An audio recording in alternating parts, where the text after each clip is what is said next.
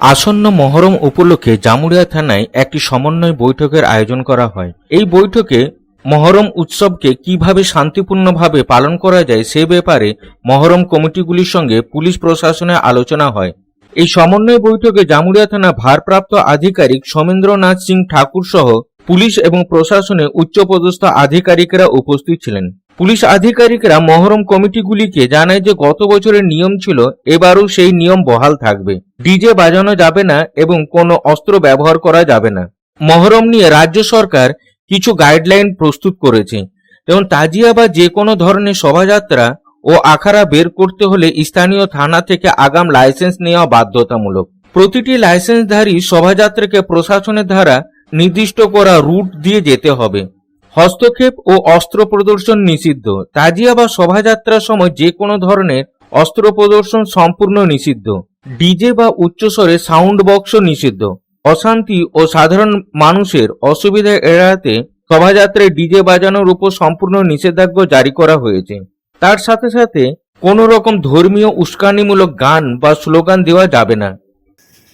সেটা হচ্ছে like every year কোনো ধরনের display of any sort of arms, তলোয়ার হোক কোনো কিছু হোক, কোনো ধরনের কিন্তু এই ইয়ে থাকবে না, অস্ত্র ডিসপ্লে এসব থাকবে না। এটা কিন্তু স্ট্রিক্ট।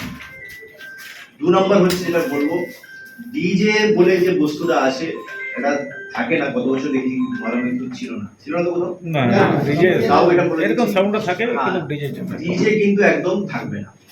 সাউন্ড যাদের আছে, যে লাইসেন্স আছে সাউন্ডের জন্য, আপনারা লাইসেন্স অ্যাপ্লাই করবেন, ঠিক আছে। সাউন্ডের পারমিশন আপনারা নিয়ে নেবেন। পারমিশনের যে নর্মস থাকবে, কন্ডিশন থাকবে, সেটাকে কিন্তু মেনটেন করে একদম লিমিটেড যে থাকবে সেই সময়ের মধ্যে কিন্তু এটাকে করতে হবে।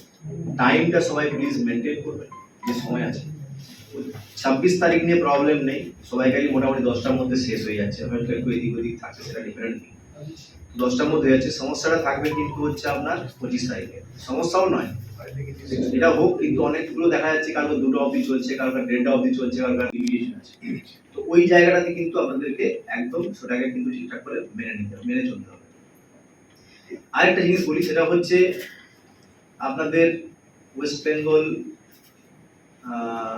সিপিসিআর, ঠিক আছে, এটা হচ্ছে একটা সংস্থা ইয়ে আছে, যে হচ্ছে আপনার যে বাচ্চাদেরকে কিন্তু এই প্রসেশনে এই কোনো ধরনের লাঠি খেলা বা কোনো কিছুর সাথে প্রসেশনে কিন্তু বাচ্চারা লাঠি খেলছে, ইয়ে করছে, এটা কিন্তু যাতে না থাকে। প্রতি বছর কিন্তু এটা একটা আপনারা দেবেন, আপনাদের ডাইরেকশনে দেওয়া হয়। এবারও সেম জিনিস থাকবে।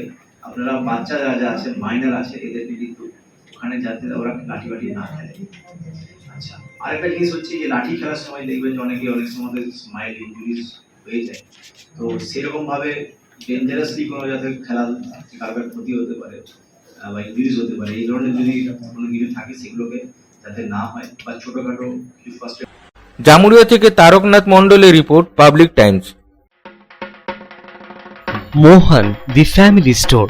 বাতাসে শিউলি ফুলের গন্ধ মানেই মায়ের আগমনী। পুজোর কেনাকাটা মানেই মোহন।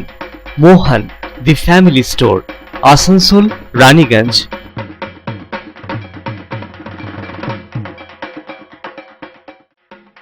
दुर्गा पूजा हो या दीपावली या हो कोई भी उत्सव, कपड़ों की खरीदारी के लिए आपकी पहली पसंद मोहन दी फैमिली स्टोर। एक छत के नीचे फैमिली की संपूर्ण खरीदारी और ब्रांडेड कंपनियों के गारमेंट्स का नाम मोहन दी फैमिली स्टोर, आसनसोल, रानीगंज।